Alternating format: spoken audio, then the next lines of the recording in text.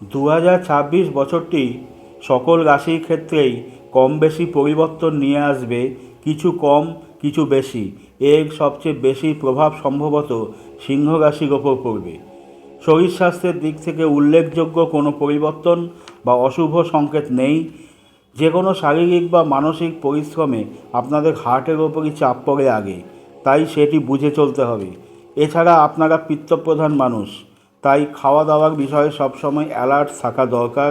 Otherwise gastric problem, IBS, colic pain অর্থাৎ চুল বেদনা, রক্তচাপ বৃদ্ধি, সেরিব্রাল অ্যাটাক, করোনারি থ্রম্বোসিস, ডান চোখের সমস্যা, কার্ডিয়াক সমস্যা ইত্যাদিতে ভোগা অসম্ভব নয়।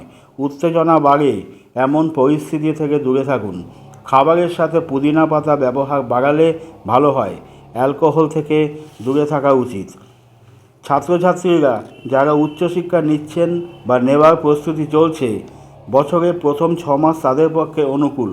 পড়াশোনায় অগ্রগতি, ভালো কলেজ বা ইউনিভার্সিটিতে চান্স পাওয়া, ভালো টিউশনের যোগাযোগ, পরীক্ষা ভালো হওয়া প্রভৃতি হওয়াটা স্বাভাবিক।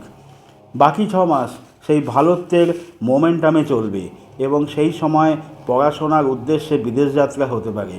এবার আসি কাজকর্মের বিষয়ে। আপনাদের কাজকর্মের জায়গায় তুঙ্গস্থ চন্দ্র বছরের শুরুতেই অবস্থান করছে, ফলে কাজকর্মের বিষয়ে উত্থান পতন এই বছর চলতেই থাকবে। ব্যবসা বা চাকরি সূত্রে বিদেশ যাত্রা, বৈদেশিক যোগাযোগ প্রভৃতির প্রবল সম্ভাবনা এই বছর আপনাদের দেখা যাচ্ছে। জাহাজে পণ্য পরিবহন হয় বা জাহাজ নির্মাণ সংক্রান্ত কন্ট্রাক্টে কাজ যারা করেন তাদের এই বছরটা প্রবল শুভ সম্ভাবনাপূর্ণ হওয়ার কথা।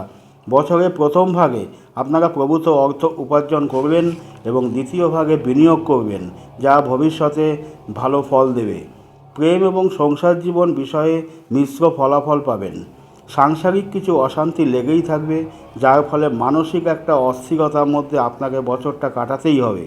পত্নীর স্বাস্থ্যের অবনতির বিষয়টাও এই প্রসঙ্গে উল্লেখযোগ্য। সন্তান স্থান মিশ্র ফলদায়ক। সন্তান লাভে কিছু বিলম্ব বা বাধা দেখা যাচ্ছে। পিতামাতার স্নেহ এবং সহযোগিতাপূর্ণ আচরণ তাদের কাছ থেকে আশা করতে পারেন। ব্যক্তিগত জন্মছক বিচারে ফলাফল অন্যরকম হতেই পারে। ভালো থাকবেন। ধন্যবাদ।